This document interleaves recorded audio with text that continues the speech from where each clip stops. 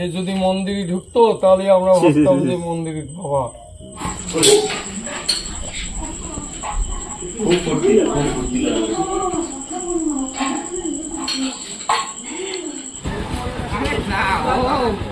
Kerosene তেল লাগবে কিন্তু বিরন্দা মানে একটু ডিজেল ফিজেল হলে।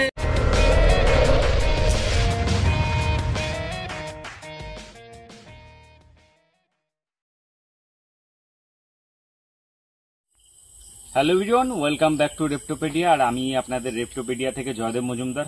আজকের এই ভিডিওতে আপনারা পরপর তিনটে রেস্কিউ দেখতে পাবেন। তিনটে রেস্কিউ কমপ্লিট করতে পারেনি, পরপর এত কল আসছে আর অনেক সময় আমাদের ভিডিও দেওয়া হচ্ছে না। প্রচুর জায়গায় রেস্কিউ থাকছে, প্রতিদিন 3-4টে, আর হায়েস্ট একদিনে 13টা রেস্কিউ আমি এবছর, যেটা আমার রেকর্ড আমার নিজের ক্ষেত্রে। 13টা রেস্কিউ আমি কমপ্লিট করেছি একদিনে। তো এত ওয়াইল্ড লাইফ চারিদিকে সাপ অত বেরোচ্ছে, এই কারণে কিন্তু এরকম ভাবে রেস্কিউ গুলো হচ্ছে। কন্টিনিউ পরপর আপনারা রেস্কিউ ভিডিওগুলো দেখে নিন। কেউটে সাপ কোথায়? ওই মাথায় পুরো ইয়ে কোন আছে? রয়েছে হ্যাঁ, এখন ধরবে। এদের তো ডেকেছি ফোন করে আমি। ও তার জন্য কি খালি খালি ডাকে? লালু মন্দার ফোন করেছে। আরে জয়দেব, আমি তো ভাবছি জয়দেবকে কে ফোন করলো। দেখি দেখি আমার বাবা বলছে কি ওই দাদা ওরে ফোন করো ভাই রে। দুটো আরো কল এসে রয়েছে, বুঝলে দাদা? একটা এক জায়গায় কালাচ রয়েছে, আর এক জায়গায় মনে হয় ওখানেও গোকরো আছে। হ্যাঁ, আপনারটা তো আগে আসতো আমার জন্য।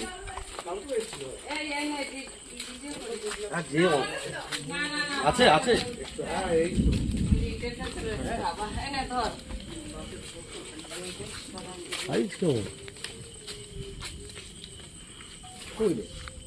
ওই দেখো, ও ছোট বাচ্চা।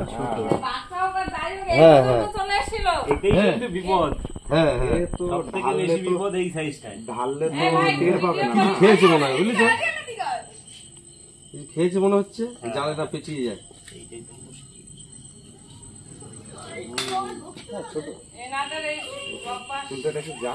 হ্যাঁ কেউটে অ্যাকচুয়ালি এটা গোকরো, কেউটে আর কি কোবরা প্রজাতি দেখতে পাচ্ছেন।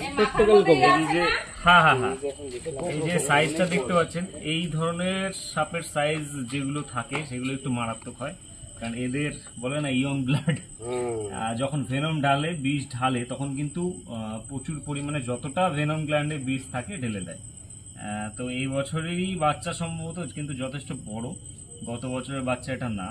আমি এটা আগের দিনও দেখেছিলাম, ওই দেয়াল গেছর বাবারে আনতে যাই। এখন লালুকে বলেছি, আমি মেটে মেটে কইছি, ও তোমার চোখে ভুল দেখেছো। সেইটাই আজকে এই পর্যন্ত চলে এসেছে ঘরের দিকে। বলছে কি আরো তো মনে সাপ আছে ছড়ানো এইদিকে, না? এইগুলো ছড়িয়ে গেছে, এই বাচ্চা ছড়িয়ে গেছে। গোকরো সাপ যখন বলে রাখি, ডিম থেকে বেরোনোর পর অনেকে মনে করেন যে যখনই ডিম থেকে বেরোচ্ছে তখনই কিন্তু চারিদিকে ছড়িয়ে যায় বাচ্চা, কারণ এরা এক একটা বাচ্চা তখন স্বাধীন। কিছু কিছু প্রাণী থাকে, বিশেষ করে স্তন্যপ্রায়ী যারা হয়, যারা মাতৃ দুগ্ধ পান করে, তারাই কিন্তু বাচ্চা লালন পালন করে, কিন্তু সাপ কিন্তু সেটা না। সাপের ডিম পাড়ার পরে কিন্তু ওদের ওম দেওয়া, যেটা বলে বাংলা ভাষায়, খাঁটি ভাষায়, সেটা কিন্তু দরকার হয় না। ডিম যেখানে পেড়ে যাবে অটোমেটিক সেখানে টেম্পারেচারের জন্য কিন্তু ডিম ফুটে যায়। তো সেইভাবে কিন্তু সরীসৃপের ডিম ফুটে, এরা সরাসরি ডিম দেয়। আর কিছু সাপ আছে সরাসরি বাচ্চার জন্য দেয়। দেখো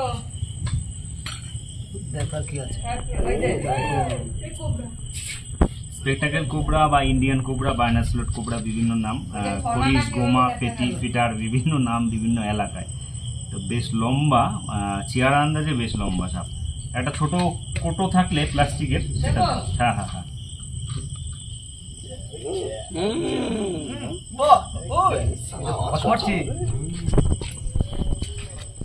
এ যদি মন্দিরে ঢুকতো তাহলে আমরা ভাবতাম যে মন্দির বাবা। ভোলানাথের দুধ কলা খেত, বাড়িতে ঢুকেছে, দুধ কলা খেত, আর বাড়িতে রশি মানে প্রায় হয়ে গেছে, রাগে দেখো এক অবস্থায় আছে। না না, ও আমার ছেলে, আমি পাশে দেখে ছবি তুলতে একদম ফুসফুস আওয়াজ করছে। বাবা মাথা ঢোকাতেই চাচ্ছে না।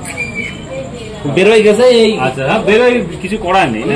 বেরোয় গেছে, আমি চলে যাচ্ছিল। মানে দেখো বাজার এত লোকজন তো ভয়ে আতঙ্কে, বুঝেছো? বাজার তো অনেক খারাপ কামরা কি করে, কারণ ছেলেবেলা আসবে পরে পিটাই মেরে এটা আমাদের রাস্তা লেট হয়ে গেছে, মাঝের গ্রামে দুটো রেস্কিউ সেরে এটাতে আসতে আবার অনেকটা লেট হয়ে গেছে আমাদের, কারণ পরপর সাধারণত কাজগুলো করতে হয়, তো এই কারণে কিন্তু লেট হয়ে যাওয়ার ফলে বেরিয়ে যাচ্ছিল, দাদারা পাহাড়া দিয়ে রেখেছিল, তো এটাও কমপ্লিট ছিল, এখানে মেরে দিয়েছে, কারণ ভয় লোকালিটির মধ্যে রয়েছে, টাইমে বেরোবে কাল আছে। তো দেখছেন একদম বাজার, এটা গাংনাপুর রেল বাজার, এটা রেল বাজারের মধ্যেই কিন্তু কাল আছে। যেহেতু বাসস্থান সাপ, বন্যপ্রাণীর বাসস্থান অনেক কমে যাচ্ছে আস্তে আস্তে, এগুলো লোকালিটির মধ্যে এর জন্য সাপ বেশি দেখা যাচ্ছে।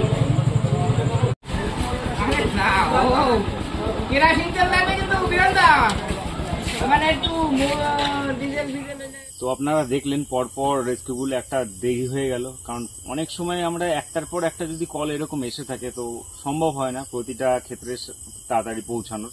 তো থার্ড যে কালার সাপটা ছিল ওটা মেরে দেওয়া হয়েছে, আর এক জায়গায় রাসেলস ভাইপার ছিল সেটা কিন্তু বেরিয়ে গেছে, যার কারণে ভিডিওটা দেওয়া সম্ভব হয়নি। তো এরকম ভাবেই কিন্তু প্রতিনিয়ত কল আসছে, আর সবাইকে অনেক অনেক ধন্যবাদ যে আপনারা এইভাবে এতটা সচেতন হয়েছেন, ওয়াইল্ড লাইফকে বাঁচাচ্ছেন। আর পাশাপাশি আমরা বর্তমানে এটাও দেখতে পাচ্ছি যে অনেকেই কিন্তু সাপের কামড়ে হসপিটালে যাচ্ছেন, ওঝা বা কবিরাজের কাছে যাচ্ছেন না, এটা আমাদের কাছে একটা বড় পাওনা। আর সামনে একটা ভিডিও, খুব ভালো একটা ভিডিও আসতে চলেছে স্নেক বাইট নিয়েই, যেটা রাসেলস ভাইপার একটা বাচ্চা মেয়েকে, 15-16 বছরের বাচ্চা মেয়েকে কামড়েছিল, সে কিভাবে বাঁচলো, A to Z সব ইনফরমেশন সেটা থাকছে, সেটা আপনারা দেখবেন। তো দেখা হচ্ছে অন্য কোনো ভিডিও নিয়ে, ততক্ষণের জন্য বিদায় নিচ্ছি। সবাই আপনারা অনেক অনেক ভালো থাকবেন আর সুস্থ থাকবেন।